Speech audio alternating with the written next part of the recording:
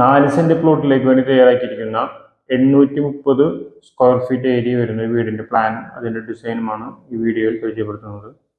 2 ബെഡ്റൂമുകളാണ് ഈ പ്ലാനിൽ ഉൾക്കൊള്ളിച്ചിരിക്കുന്നത്.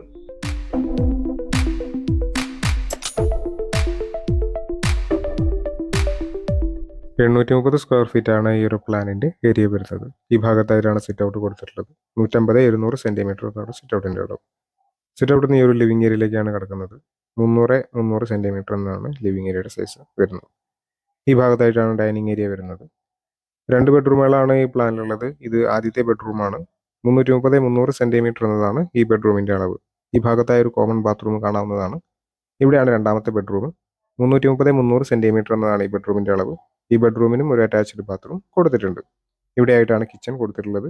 800 square feet area വരുന്നതുകൊണ്ട് തന്നെ 16 ലക്ഷം രൂപയ്ക്ക് മുകളിൽ ഈ ഒരു വീടിന്റെ ബജറ്റ് കണക്കാക്കേണ്ടതായിട്ട് വരും.